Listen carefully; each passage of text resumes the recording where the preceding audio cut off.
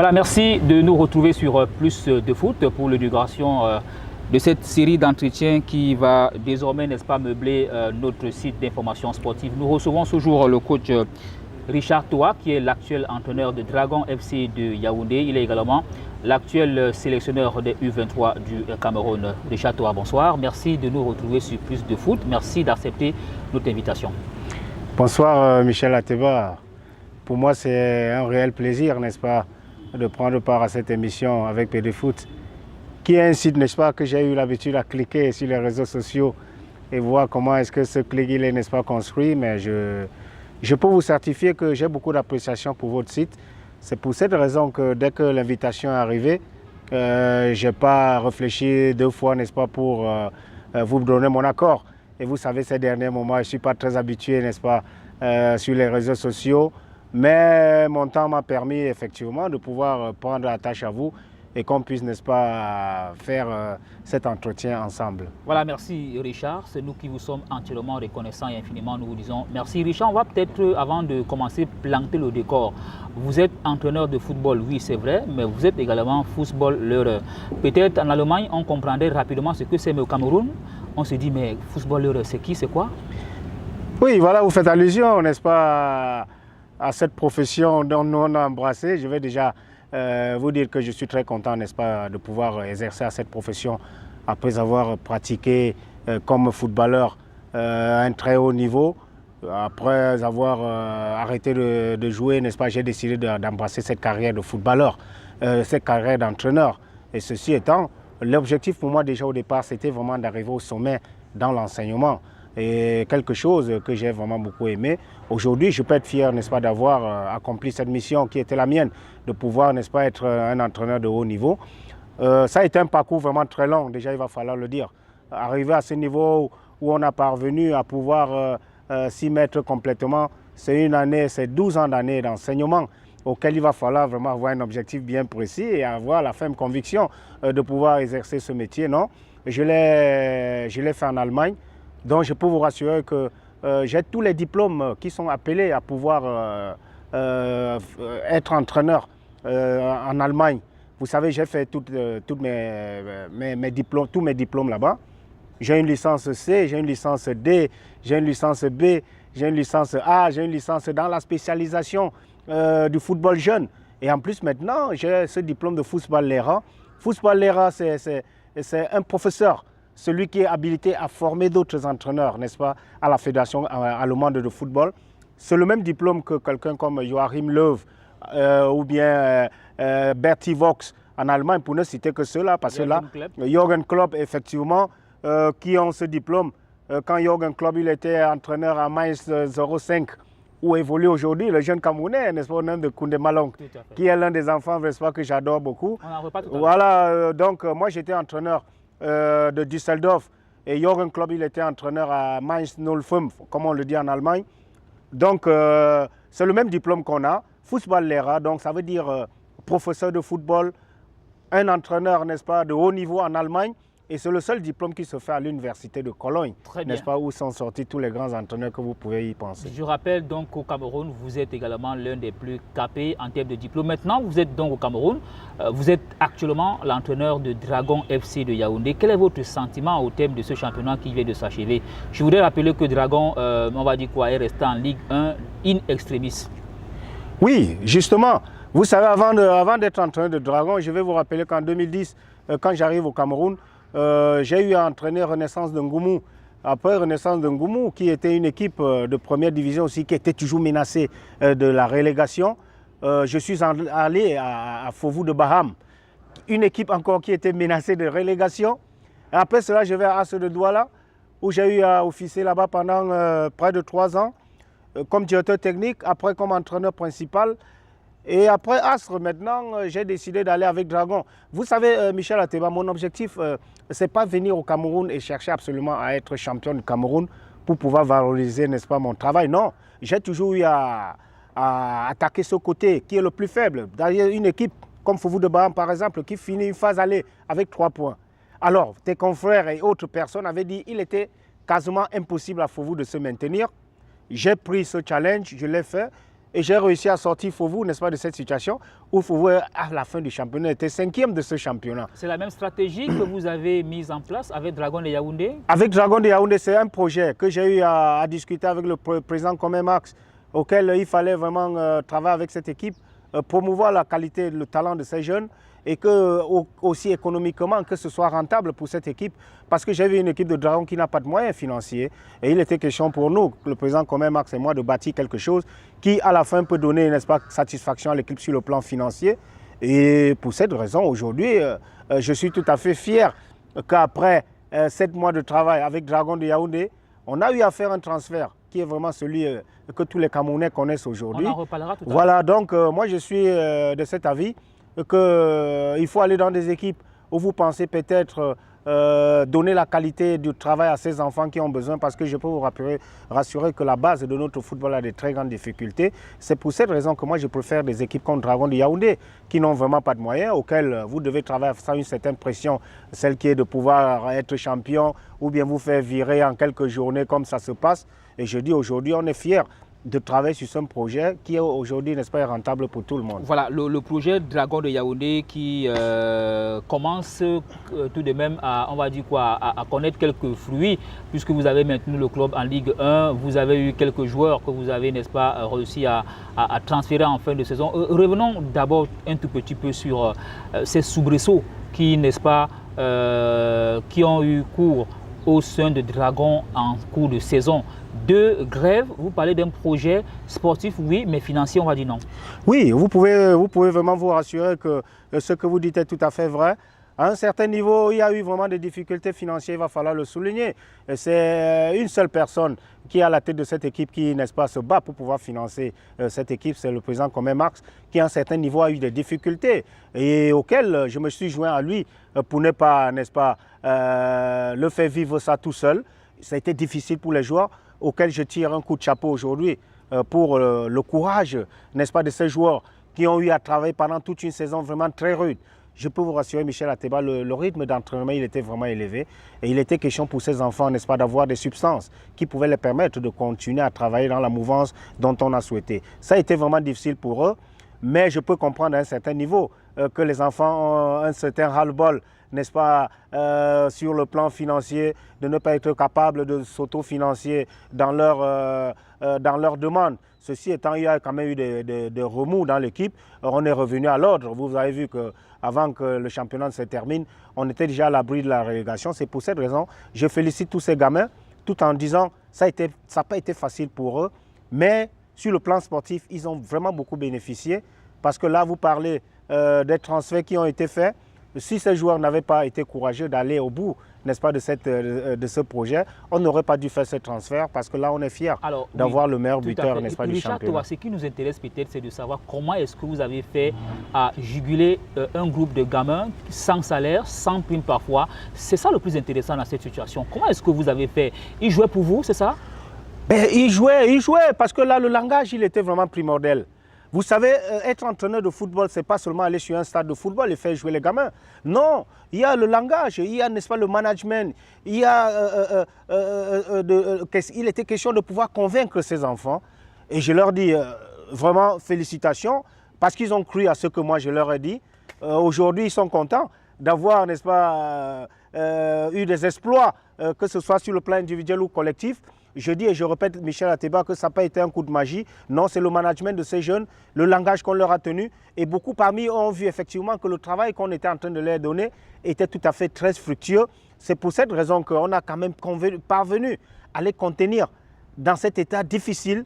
Mais la fin n'a pas été celle qu'on a souhaitée parce que là, on est allé jouer une Coupe du Cameroun contre Emza de Tico où les gamins ils étaient vraiment dispersés et ça n'a pas été vraiment ce que nous on a souhaité. Mais à un certain niveau, on a des oufs. Enfin, on peut, n'est-ce pas, un peu respirer par rapport à la saison qu'on a eu à vivre qui était une saison vraiment très difficile. Tout à fait. Richard, en 30 secondes, qu'est-ce qu'un entraîneur dit à un joueur qui a faim sur le terrain?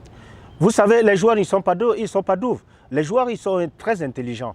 Quel qu'en soit ce que vous pouvez leur dire, Michel, si à un certain niveau, le joueur voit que sur le plan technique, il n'y a aucun apport, je crois qu'il ne pourra pas résister, n'est-ce pas, à cette situation dont vous faites allusion. Non, ils étaient convaincus que le travail que moi j'étais en train de les soumettre là-dessus, il était vraiment très fructueux pour eux. puisque le résultat est là, qu'il y a 5 joueurs de Dragon qui aujourd'hui sont à l'Hexagone, ils sont à l'étranger, en train de chercher, n'est-ce pas, des moyens plus mieux par rapport à ce qu'ils ont vécu à Dragon. Le langage, il est passé. Le travail, il a suivi. C'est pour cette raison qu'ils étaient convaincus effectivement que le langage que je leur tenais était vraiment le langage approprié. Très bien, on va donc justement parler, n'est-ce pas, du mercato de vos joueurs. C'est quand même curieux qu'une équipe qui a tiré le diable par la queue arrive à placer, on va le dire ainsi, 5 joueurs comme ça à l'étranger au cours du mercato et avec en prime son meilleur buteur qui a décroché presque un jackpot du côté du Maroc. C'est aussi une grosse satisfaction, non, Richard Toa? Déjà, il faut être très satisfait. Je dis bien très satisfait. Qu'une équipe comme Dragon, sans moyens financiers, parvient déjà à avoir le meilleur buteur du championnat camerounais dans son effectif. Je dis, coup de chapeau à ces enfants qui ont cru au projet. Rostam Baye, oh oui, Rostam Baye que je salue. Encore une fois de plus, il a été reconnaissant, il a trouvé un entraîneur, n'est-ce pas, qui a cru en lui, parce que j'ai toujours cru à ce gamin. Si vous revenez en arrière, vous verrez que ce garçon, il a été sélectionné par moi chez les U17 il y a de cela 6 ans. Donc j'ai toujours cru à ce gamin. C'est pour cette raison que Dragon de Yaoundé aujourd'hui peut se frotter les doigts. Parce que là, Rostam Baye a été d'une manière économique vraiment très rentable pour le Dragon de Yaoundé. Passant par là, je salue le président Comé Max. Richard Toa, va-t-il rester, oui ou non, à Dragon de Yaoundé?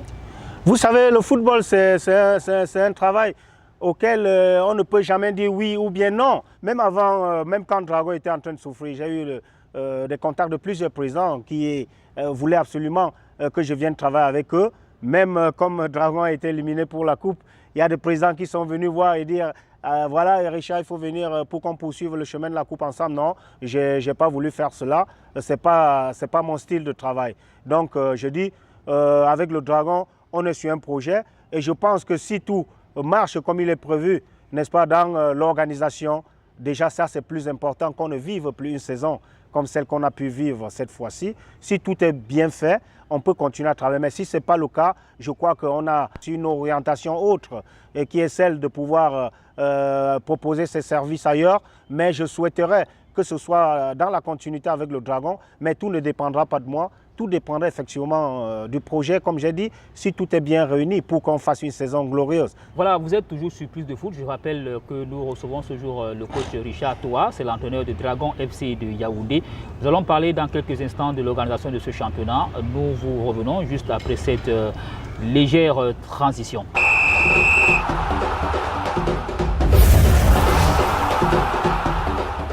Voilà, Richard Toa, donc cette fois-ci on parle de l'organisation du championnat. Cette année, la Ligue de football a réussi un pari, celui de respecter le calendrier établi, quelque chose de rare. Comment est-ce que vous qui avez travaillé en Allemagne avez apprécié, n'est-ce pas, tout au moins cet engagement qui a été respecté? Mais voilà, sur le plan de la planification, je crois que le programme il a été respecté sur le plan tout à fait organisationnel, comme vous le dites.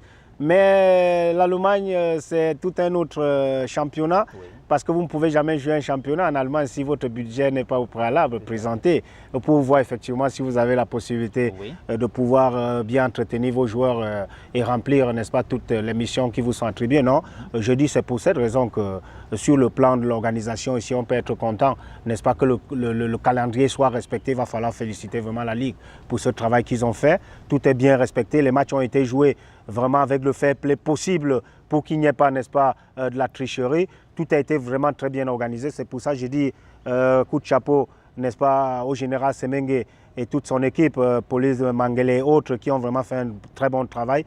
Mais je dis il y a encore beaucoup à faire. Parlant aussi des infrastructures, cette année aussi, on a remarqué une nette amélioration, puisque la plupart des rencontres se jouaient dans les stades, on va dire, gazonnés, quelque chose qui était rare par le passé.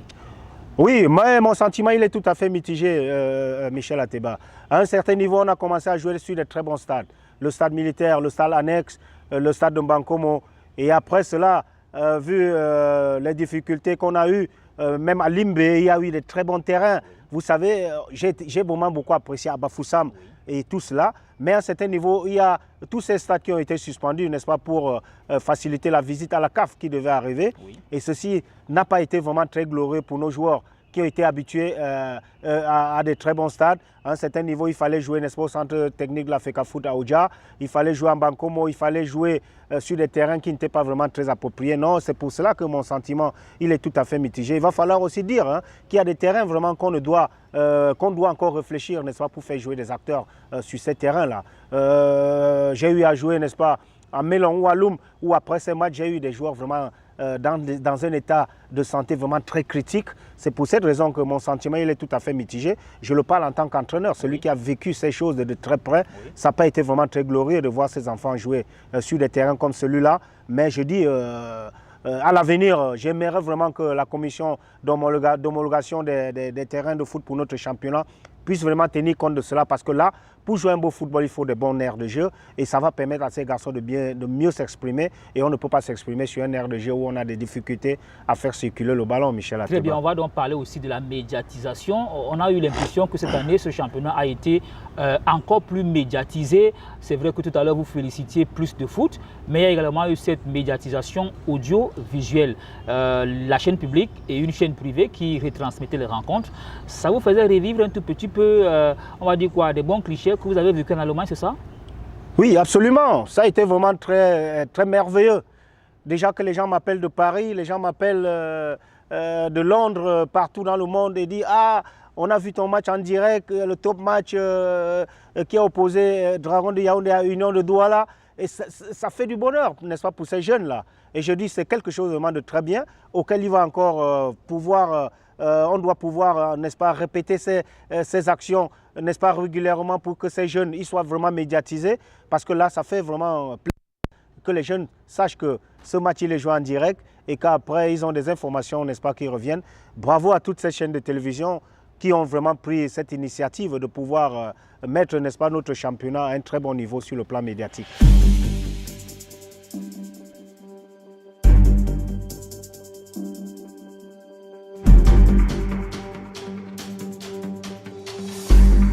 Richard Toa, reparlons un tout petit peu, ou alors revenons, faisons un saut en arrière pour parler, n'est-ce pas, des U17. Lorsque vous arrivez au Cameroun, on vous a confié les U17 du Cameroun, et quelques années après, la plupart de vos joueurs se retrouvent en sélection A nationale. C'est une grosse satisfaction, M. Toa. Une satisfaction très grande, comme vous êtes en train de le dire. D'ailleurs, il va falloir féliciter les personnes avec qui on a eu à élaborer ce projet en 2010 quand j'arrive au Cameroun. Vraiment, j'ai trouvé un secrétaire général, Tombi Aroko, le président Iya Mohamed, et le ministre Zoa qui m'a déplacé de l'Allemagne pour le Cameroun. On est rentré dans un projet qui était vraiment un projet très profond. Celui de pouvoir redynamiser notre football, donner la chance aux jeunes de pouvoir s'exprimer. C'est pour cette raison, Michel Ateba, quand vous comprenez aujourd'hui de la radio du Poignet, l'IRM, l'imagerie, n'est-ce pas, par résonance magnétique, oui. C'est nous qui avons instauré ça. Le secrétaire général à l'époque, n'est-ce pas, M. Tombi Aroko, et le docteur Tamo Moktamo, n'est-ce pas, qui ont œuvré pour qu'on respecte, n'est-ce pas, la jeunesse aujourd'hui dans notre football. Je peux leur dire vraiment coup de chapeau pour ce travail qui est en train de se payer aujourd'hui. Voilà la sélection U17 qui est en train de jouer l'UNIFAC. Aujourd'hui avec Libby Thomas Junior, c'est des jeunes vraiment auxquels on peut miser pour les années 2026-2030. C'est pour cette raison que je dis, et je répète une fois de plus, que mon arrivée au Cameroun n'a pas été un fruit du hasard. Ceux qui m'ont déplacé ont fait un très bon travail. Aujourd'hui, on peut être content d'avoir dans la cuvée des U17 de 2010, vous ressentez partout dans le monde, ces garçons, ils sont en train de jouer dans de très grands championnats. Ils sont dans ce championnat, que ce soit dans l'Union de Douala, le capitaine Len Samuel, que ce soit dans New Star, Nanjo Roland, que ce soit dans As de Douala, Tchofo et autres, Ngon à Abidias. Ils sont nombreux, Zogé qui est dans Avion d'Uncam. Tous ces enfants sont en train de jouer en première division. Et c'était ça mon objectif. Auquel d'autres personnes ont dit « Ah, Richard Toa, il ne gagne pas ». Aujourd'hui, on peut être fier d'avoir Fabrice Ondoa, qui est le champion d'Afrique, meilleur gardien d'une CAN, avec qui j'ai perdu contre le Mali ici à Douala. Il était tout petit, mais j'ai cru en lui. Il était très petit quand on joue au stade de la réunification. Il n'avait même pas 1m60. Les Maliens se sont mis à 60 mètres, ils ont tiré, c'est entré. Mais j'avais la ferme conviction que Fabrice sera un très grand gardien. Aujourd'hui, on me donne raison. J'ai eu à rencontrer encore le ministre Zoa, qui m'a fait venir au Cameroun. Il m'a dit, monsieur Richard Toa, Vraiment, je suis content de ce que vous faites pour le Cameroun et il est reconnaissant. C'est pour ça qu'en vous parlant, j'ai vraiment la chair de poule maintenant parce que là, on a vu un travail qui est fructueux. Tous ces gamins, ils ont réussi.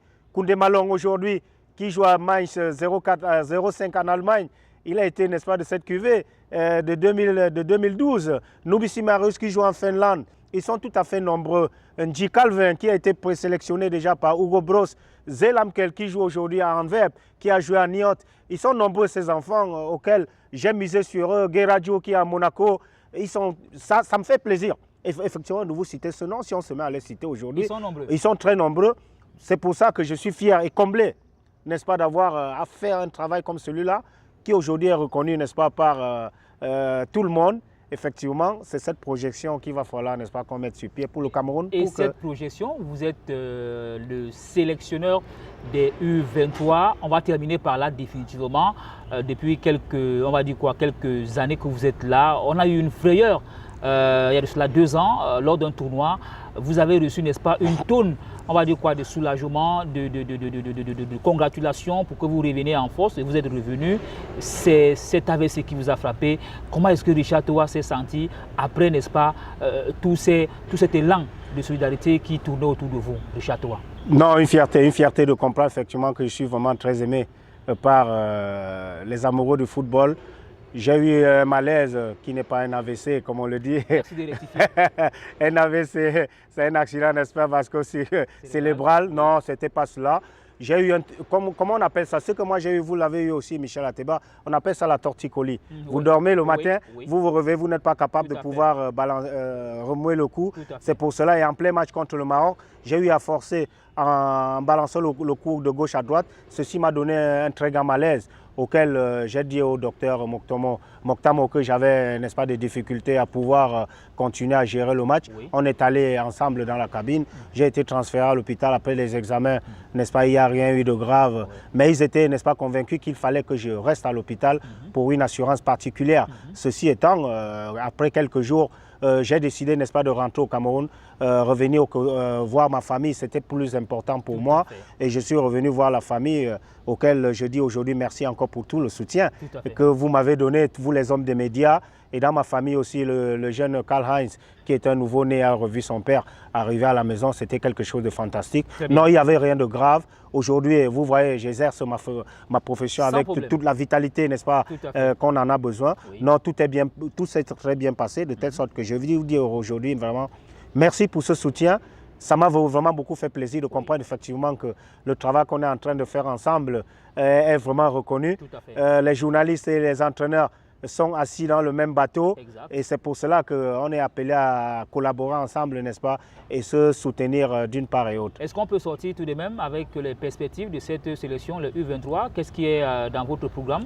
Ben voilà, nous sommes en pleine détection. Comme je le dis, en jouant le championnat, j'étais en train de superviser en même temps nos adversaires avec qui j'ai joué, puisque les joueurs de Dragon, je les connais déjà. J'ai eu à avoir de très bons joueurs, Michel Ateba, je peux vous rassurer, dans le championnat camerounais. C'est pour cette raison que je me réjouis d'avoir fait ce championnat avec le Dragon, auquel j'ai eu à jouer avec toutes les équipes d'élite et voir quels sont les meilleurs joueurs de leurs équipes, leur âge, n'est-ce pas. Je suis vraiment très réconforté parce que là, j'ai eu cette expérience de voir que j'ai vécu ça de très près. Il y a de très jeunes joueurs auxquels j'ai détecté aujourd'hui, que je vous rassure que la prochaine sélection des U23 sera une sélection vraiment très bonne et très forte, parce que là, j'ai eu à regarder ces joueurs en jouant contre autres, et je suis vraiment très comblé parce que là, avec les U23 auxquels je vais présenter, n'est-ce pas, au peuple camerounais la prochaine fois, on aura encore la possibilité, n'est-ce pas, de voir les nouveaux Bassogok, les nouveaux Frank Boya, qui sont arrivés, n'est-ce pas,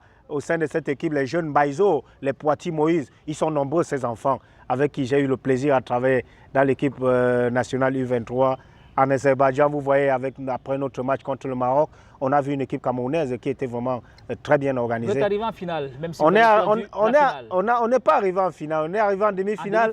On a été éliminé par l'Oman, n'est-ce pas, au tir de pénalty. Voilà, on a été éliminé par l'Oman au tir de pénalty. Oui. Mais j'étais satisfait, n'est-ce pas, de la qualité de ces joueurs qu'on a présentés, n'est-ce pas, en Azerbaïdjan. La preuve est que beaucoup parmi eux aujourd'hui sont en train de jouer dans de très grands championnats. Bien. Et beaucoup sont, n'est-ce pas, dans la mouvance, n'est-ce pas, pour pouvoir élever notre football au niveau où on prétend le voir. Voilà. Alors, Richard Toa, nous vous disons infiniment merci. Je veux juste rappeler rapidement que vous avez inauguré, n'est-ce pas, la série d'entretiens que nous avons instituée dans le site Plus de Foot. C'est la vitrine du football camerounais. C'est d'ailleurs le premier site camerounais qui fait dans pratiquement le football profond, que ce soit sur le plan national ou international. Mille fois merci d'avoir accepté notre invitation. Vous êtes le premier à être là. On espère que vous serez toujours là.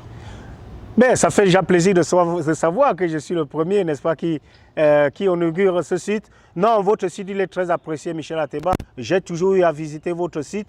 Et ce qui est intéressant dans votre site, c'est que vous allez à la source. Merci. Vous allez sur le terrain, avoir des informations vraiment tout à fait claires. Merci. Et c'est ça que moi j'apprécie dans votre travail. Merci. Parce que là, vous êtes en train de nous convaincre. C'est pour cette raison que j'ai pris, n'est-ce pas, cette initiative de venir pour cet entretien.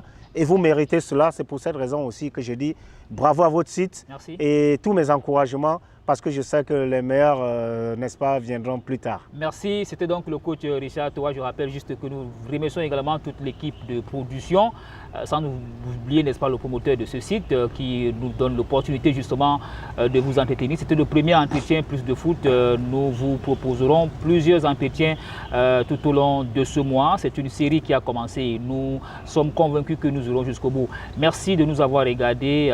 Prochainement, nous aurons un autre gros calibre sur ce site.